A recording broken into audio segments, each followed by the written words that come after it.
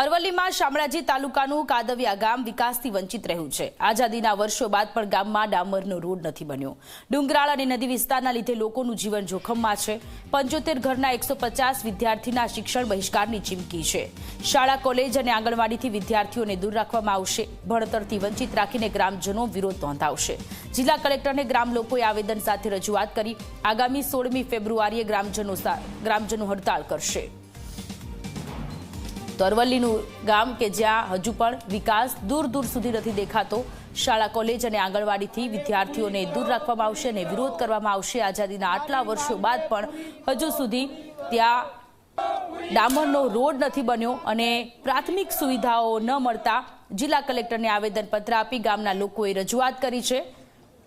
શામળાજી તાલુકાનું કાદવિયા ગામ કે જે હજુ પણ વિકાસથી વંચિત રહેતા ગામના લોકોનું આક્રમક સ્વરૂપ જોવા મળ્યું છે। નદી અને પહાડો હોવાને કારણે આ લોકોને ઘણી બધી હાલાકી પડી રહી છે। આ બે દ્રશ્ય ગામના આ દ્રશ્ય છે કે જ્યાં રોડ રસ્તાઓ બન્યા જ નથી, ત્યાં ડામરના રોડ નથી બનેલા, કાચા રોડ છે। અને બીજી બાજુ કે જ્યાં જિલ્લા કલેક્ટર જોડે તેઓ આવેદનપત્ર આપી અને માંગ કરી રહ્યા છે। આજે 76 વર્ષ થઈ ગયા ત્યાં સુધી કાચા રસ્તા છે। અત્યારે સુધી બધી જગ્યાએ પદાધિકારીઓને અમે માગણી કરી છે, પણ અત્યાર સુધી કોઈ માગણી પૂરી કરવામાં આવી નથી। અમારા નાના નાના છોકરાઓ સ્કૂલ, કોલેજના કારણ જાય છે તો રસ્તા બહુ કાચા છે અને ચોમાસામાં પાણી આવી જાય છે તો છોકરાઓ સ્કૂલમાં જઈ શકતા નથી।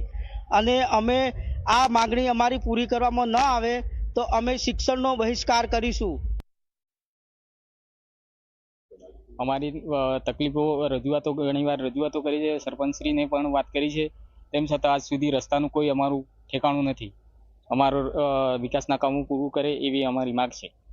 એવી તકલીફો પડી છે? બહુ તકલીફો પડે, ભણવા જવા અવર જવર માટે છોકરાઓની બહુ તકલીફ છે। નદી કિનારે પસાર થતો રસ્તો છે,